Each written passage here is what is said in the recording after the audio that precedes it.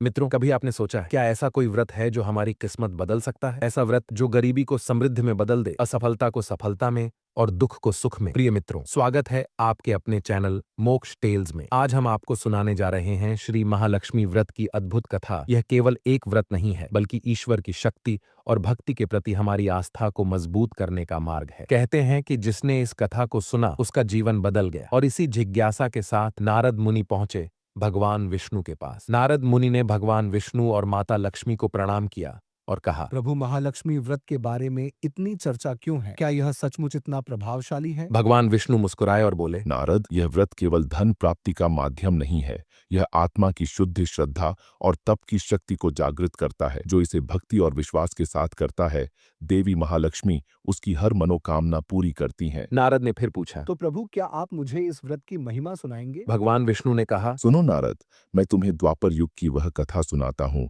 जिसने महालक्ष्मी व्रत को इतना महत्वपूर्ण बनाया।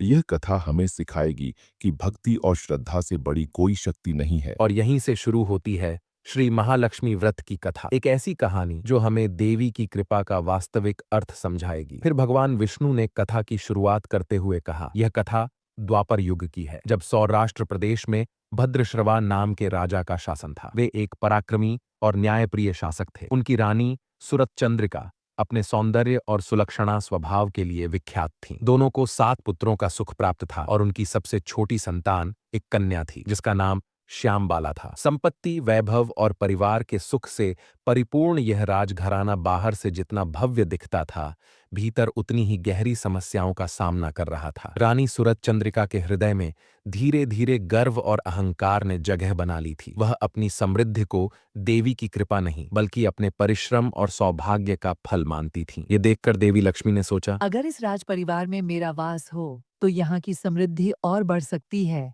और राजा प्रजा का अधिक भला कर पाएंगे। लेकिन क्या यह परिवार मेरी कृपा को पाने योग्य है? यह विचार करते हुए लक्ष्मी माता ने एक वृद्ध ब्राह्मण स्त्री का रूप धारण किया और सौराष्ट्र के इस राजमहल में जाने का निर्णय किया। उनके हाथ में एक लकड़ी की लाठी थी और वे लाठी के सहारे चलते हुए रानी सूरजचंद्रिका के महल के द्वार पर पहुंची। यद्यपि उन्होंने वृद्धा का रूप धारण किया था, लेकिन उनके चेहरे पर दिव्य तेज था। राजमहल की एक दासी ने उन्हें देखा और नम्रता पूर्वक पूछा, माताजी, आप कौन हैं और यहाँ क्यों आई हैं? वृद्धा रूपी लक्ष्मी माता ने उत्तर दिया, बालिके, मेरा नाम कमला है और मेरे पति का नाम भुवनेश है। हम द्वारिका में रहते हैं। मैं तुम्हारी रानी को श्री महालक्ष्मी व्रत का महत्व बताने आई हूँ। दासी ने उत्सुकता से पूछा। माताजी, यह व्रत क्या है और इसे कैसे किया जाता है? लक्ष्मी माता ने कहा, तुम्हारी रानी पिछले जन्म में एक वैश्य की पत्नी थी। उनका पति बहुत गरीब था और गरीबी के कारण रोज झगड़े होते थे। वह अपने जीवन से तंग आकर घर छोड़कर चली गई। वन में भटकते हुए उसकी दयनीय स्थिति देखकर मुझे उस पर दया आई। मैंने उसे श्री महालक्ष्मी व्रत करने की विधि बताई। उसने श्रद्धा से व्रत किया और देवी महालक्ष्मी की कृपा से उसका जीवन बदल गया। वह धन धान्य और संतति से परिपूर्ण हो गई। उस व्रत के कारण उसे लक्ष्मी लोक में हजारों वर्षों तक सुख भोगने का अवसर मिला।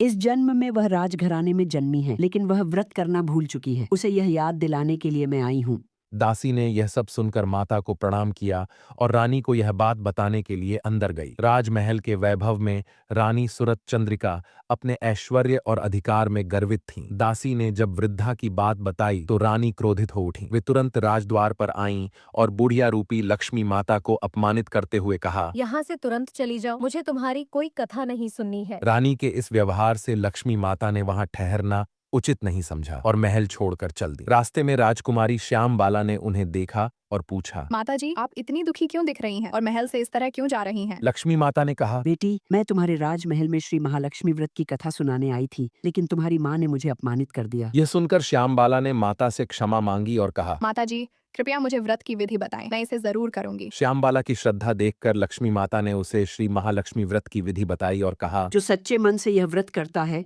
उसे देवी की कृपा अवश्य मिलती है। श्यामबाला ने माता से व्रत का संकल्प लिया और माता लक्ष्मी ने उसे आशीर्वाद देकर कहा, बेटी, तुम्हारी भक्ति से मैं प्रसन्न हूँ। तुम्हारे जीवन में सुख समृद्धि अवश्य आएगी।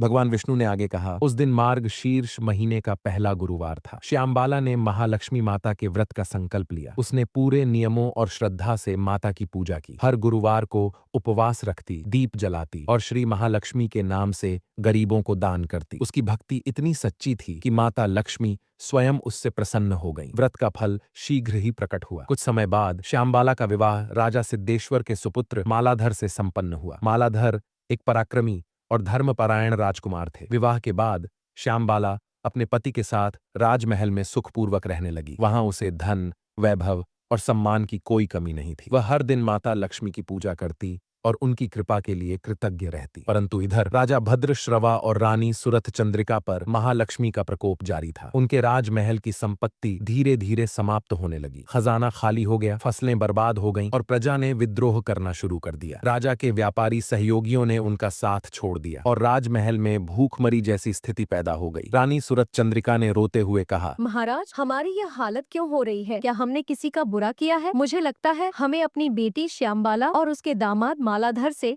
सहायता मांगनी चाहिए। वे अवश्य हमारी मदद करेंगे। राजा भद्रश्रवा ने रानी की बात मानी और श्यामबाला के महल की ओर प्रस्थान किया। लंबे सफर के बाद वे मालाधर के राज्य में पहुंचे। वहां एक तालाब के किनारे उन्होंने विश्राम किया। महल की दासियों ने जब उन्हें देखा तो उनके थके हुए चेहरे और साधारण वस्त्रों के बावजूद उन्हें पहचान लिया कि वे श्यामबाला के पिता हैं। दासियां तुरंत श्यामबाला के पास गईं और उन्हें सारी बात बताई। श्यामबाला अपने पिता के स्वागत के लिए उत्साहित हो गई। उसने दासियों के हाथ सुंदर राज परिधान और भोजन भिजवाया। उसके निर्देश पर राजा भद्रश्रवा का बड़े आदर और सत्कार के साथ महल में स्वागत किया गया। राजमहल में कुछ दिन रहने के बाद जब राजा अपने राज्य लौटने लगे तो श्यामबाला ने विदाई स्वरूप सोने की मोहरों से भरा एक बड़ा घड़ा उन्हें दिया। जब राजा भद्रश्रवा अपने राज्य लौटे और घड़े को खोला तो उसमें सोने की मोहरों के स्थान पर केवल कोयला भरा हुआ था। यह देखकर रानी सुरथ चंद्रिका स्तब्ध रह गईं। लेकिन यह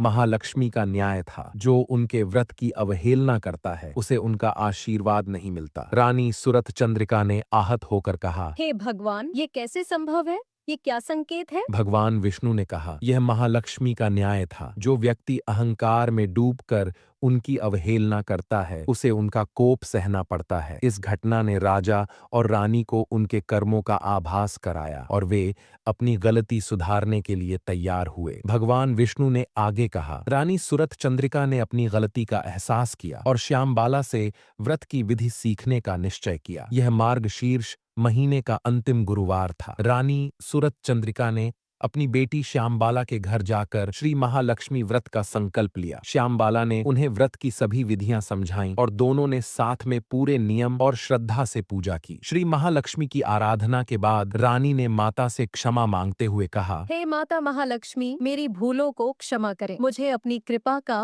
पात्र बनाएं। श्यामबाला ने अपनी माता को विश्वास दिलाया, माँ, महालक्ष्मी कृपालु हैं। यदि हम सच्चे मन से प्रायश्चित करेंगे तो उनकी कृपा अवश्य प्राप्त होगी। उसके बाद रानी ने वापस आकर पूरे विधि विधान से व्रत किया और अंत में महालक्ष्मी माता से प्रार्थना की। माता प्रसन्न हुई और एक दिव्य स्वप्न में रानी को दर्शन दिए। माता महालक्ष्मी ने कहा, सुरथ चंद्रिका, तुम्हारी श्रद्धा और पश्चाताप ने मुझे प्रसन्न किया है। कल सुबह से तुम्हारे राज्य में पुनः समृद्धि लौटेगी, किंतु याद रखना, मेरी पूजा और सेवा कभी मत भूलना। अगले दिन से राजा भद्रश्रवा के राज्य में समृद्धि लौटने लगी। उनका खोया हुआ ऐश्वर्य, धन दौलत और वैभव वापस आ गया। रानी ने अपनी गलती से सीखा कि घमंड और लालच मनुष्य को विनाश के मार्ग पर ले जाते हैं। कुछ दिनों बाद श्यामबाला अपने पिता के घर आई। रानी सुरथ चंद्रिका को अपनी पुरानी गलती याद आई और उन्हें अफसोस हुआ कि उन्होंने पहले श्यामबाला का आदर सत्कार नहीं किया था। इस बार उन्होंने श्यामबाला का स्वागत खुले दिल से किया। श्यामबाला ने अपने मायके से विदा होते समय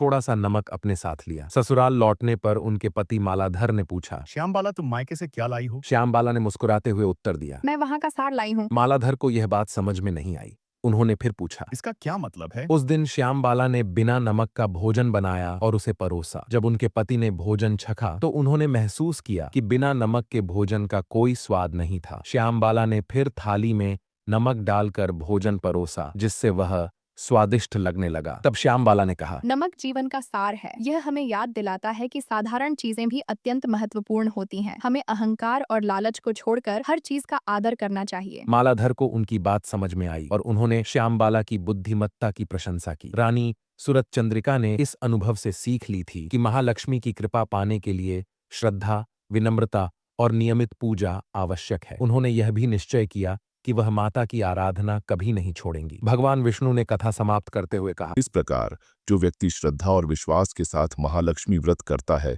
उसे माता की कृपा अवश्य प्राप्त होती है। वह सुख, शांति और समृद्धि का अनुभव करता है। किंतु यह सब प्राप्त होने के बाद भी माता की पूजा और सेवा को कभी नहीं भूलना चाहिए। माता की कृपा का सच्चा सम्मान तभी है जब हम निरंतर उनकी भक्ति में समर्पित रहें। भगवान की बात सुनकर नारद मुनि ने विनम्रता से सिर झुकाते हुए कहा, प्रभु, आपकी यह कथा मेरे मन को गहन शांति और अद्भुत प्रेरणा दे रही है। माता महालक्ष्मी की महिमा और कृपा का यह वर्णन वास्तव में अनमोल है। अब कृपया यह बताने की कृपा करें कि महालक्ष्मी व्रत का विधान क्या है, जिससे कोई भी भक्त माता की कृपा प्राप्त कर सके। भगवान विष्णु मुस्कुराए और माता लक्ष्मी की ओर देखते हुए बोले, हे देवी, महालक्ष्मी व्रत का विधान बताकर भक्तों का मार्गदर्शन करें। माता लक्ष्मी ने नारद मुनि की ओर प्रेम पूर्वक देखा और कहा, हे नारद, यह व्रत अत्यंत सरल है, लेकिन इसमें श्रद्धा, समर्पण और भक्ति की आवश्यकता है। फिर माता ने विस्तार से व्रत की विधि बताई। माता लक्ष्मी ने कहा, प्रातःकाल सबसे पहले स्नान से पूर्व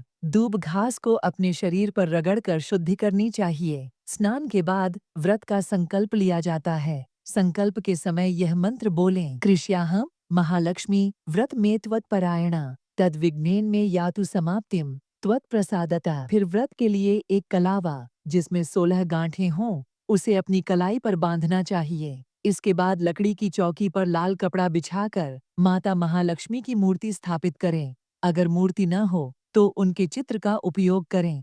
माता को पंचामृत से स्नान कराएं और 16 प्रकार की पूजन सामग्रियों से उनकी पूजा करें। पूजन सामग्री में चंदन, पुष्पमाला, दूर्वा, लाल कलावा, सुपारी, नारियल और विविध मिठाइयों का उपयोग किया जाता है। सुबह और शाम दोनों समय पूजा और आरती करें। अखंड दीपक जलाने का विशेष महत्व है, जो समर्पण का प्रतीक है। माता को मेवे और सफेद मिठाई का भोग लगाएं। यह व्रत कुल 16 दिनों तक किया जाता है। व्रत के अंतिम दिन 2 सूप तैयार करें। इन सूपों में 16-16 वस्तुएं रखें। इनमें चुनरी, सिंदूर, फल, मेवा, मिठाई, लौंग, इलायची और अन्य सुहाग सामग्री होनी चाहिए। उसके बाद चंद्रमा को अर्घ्य देकर माता से प्रार्थना करें, हे महालक्ष्मी, कृपया मेरे घर पधारें और अपनी कृपा से इसे धन धान्य और सुख शांति से भर दें। माता लक्ष्मी ने आगे कहा, व्रत के समापन पर माता के लिए शुद्ध और वैभवशाली भोजन तैयार करें।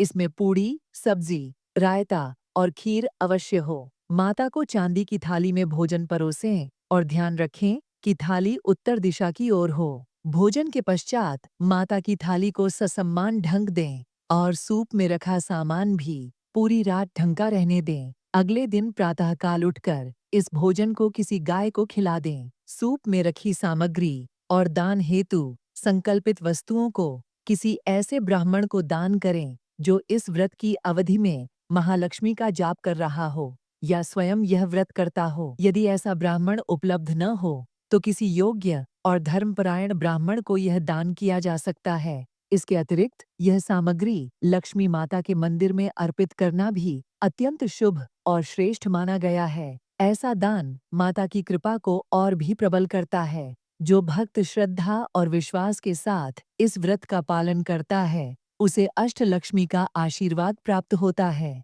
उसके जीवन में धन, सुख और समृद्धि की कभी कोई कमी नहीं होती। लेकिन व्रत पूरा होने के बाद भी माता की पूजा और उनकी सेवा को भूलना नहीं चाहिए। यही सच्ची भक्ति और व्रत का वास्तविक फल है। माता लक्ष्मी की यह बात सुनकर नारद मुनि ने हाथ जोड़कर कहा, हे माता, आपकी कृपा से मुझे इस व्रत का विधान जानने का सौभाग्य प्राप्त हुआ।